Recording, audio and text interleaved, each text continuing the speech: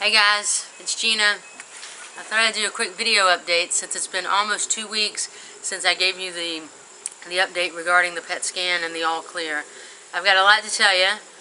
First off, just to clarify, back in March and April we had the bone marrow biopsy, and then at MUSC at the end of March and beginning of April I had the lumbar puncture as well as the PET scan. Those tests did come back clear. They were negative at that time, but I was urged to continue to go through chemo to make sure nothing was lurking about, and especially since that tumor was so close to the spinal cord, and there was a slight chance, it was about a 10% chance that cancer cells could return to the spinal cord fluid, which that then leads to trickier things like brain tumors and stuff like that. It was urged to go ahead and do those heavy, full, aggressive doses of chemo and the methotrexate. 2 weeks ago, when we got the PET scan results back, you know, there was this expectation that everything's going to be clear, but it had been 6 months, and we needed, you know, my family, we needed the official all clear. And so God granted us that and graced us with that result just less than 2 weeks ago. So thank you for your prayers. I am now in this process of about 6 to 8 weeks of physical therapy for my back, because I'd never had physical therapy for my back since the surgery, because I was going through chemo and just felt weak and, you know, nauseated and all that fun stuff. So now 3 days a week I'm doing physical therapy, and that's going really well. I highly recommend Carolina Sports. They're on Rebot Road. They're great, a bunch of great group of physical therapists, and they're taking good care of me. So here's a shout out to them. As it turns out, it'll probably be more towards the middle of November before I actually get the official medical clearance to go back to Scotland. The beginning of November they're going to remove my port, which will be a great thing, and I'll have a scar there, but I won't have, there'll be one less foreign object in my body, so I'm happy about that. And if that is the case as far as the middle of November before getting medical clearance, most likely it will be that I would go back to Scotland, hopefully no later than the beginning of January. Just depends on when medical clearance comes through and how we work all that out, but we'll just see how that goes. But at the very latest, I am going to be in Scotland for 2012, and I might even ring in 2012 with you guys over there. So we'll see what God chooses to do in that. I'm ready to get back, but also I want to be strong and healthy, not just physically, but emotionally and spiritually. You know, we've been on a journey, and you guys have been on this journey with me. I don't want to go back being in a position of trying to minister to others if I'm not completely healthy physically and spiritually.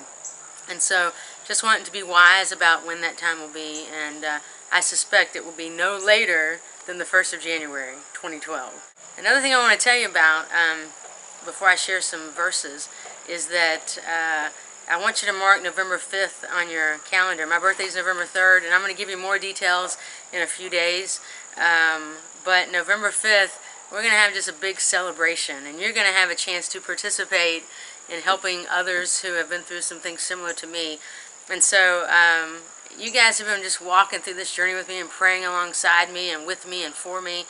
Many of you have held my hand and wiped my tears, and just like my mom has held my hand and wiped my tears, and many of you have done the same, and so we just want to celebrate what God's done in this whole situation, but also perhaps put ourselves in a position to help others as well. So I'll tell you more about that, but I want you to mark November 5th, that Saturday, on your calendar. And if you live in Beaufort, don't make any plans. There's not a Carolina home game.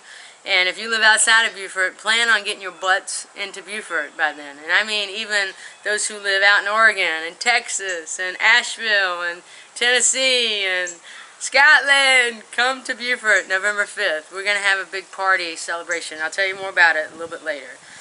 Just mark it on your calendars. So last thing I want to share with you is from Isaiah. Now that this is kind of in my rearview mirror, and I know that even this weekend there has been some tragedy in Beaufort.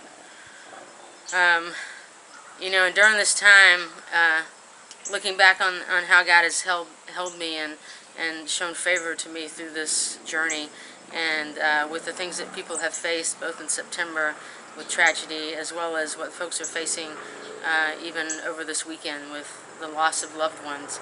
I'm so thankful for these promises that God gives us. And during this time, I think it's, I'm just challenged that when we're in the midst of this strife and these trials, I'm challenged to cling to God's promises and not respond the way the world expects me to respond, but respond the way that God expects me to respond, which is He's trustworthy.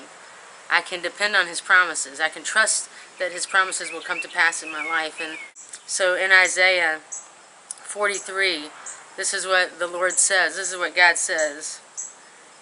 He who created you, He who formed you, fear not, for I have redeemed you. I have called you by name. You are mine. We're His. There's a promise there that we are His. And because we're His, when you pass through the waters, I will be with you, He says. And though the rivers, they shall not overwhelm you. When you walk through fire, you shall not be burned, and the flame shall not consume you. For I am the Lord your God, the Holy One of Israel. Because you are precious in my eyes and honored, I love you. Fear not, for I am with you. And there's just these great promises there that even though we go through trials and we go through these storms of life, there's these promises that they won't overtake us, and they won't harm us, and that He's there with us to protect us and to provide shelter and refuge. And that doesn't mean that these things don't hurt, and it doesn't even mean that I'm going to live the rest of my life, until I'm 100 years old. It doesn't mean that tragedy is not going to strike us, or that some of us, our lives will end earlier than we expected. It means that we're not alone, that He's right there. We don't have to fear these things. And I think one of the reasons we don't have to fear them is because the all-powerful God is for us. He's all for us. We're His. He's called us by name. He knows me. He knows you. He created us. But then also, our hope is not in those things. Our hope is in what's to come. So I'm just thankful for those promises, and I just want to encourage you with that. I want to thank you so much for praying for us and for my family and for me. And I look forward to just getting stronger and getting back to the task in Scotland, and getting back to just being Gina, and not Gina with cancer, but just Gina. And this will always be a part of me, but it's not what defines me. And so the tragedy that you have experienced and the hard times that you have experienced is not what defines you. It'll be a part of you, but it's not what defines you. God says there in that verse what defines us. He's redeemed us. He's called us by name. He's the one who defines us. I'm a child of His. And so are you if you have a personal relationship with Jesus.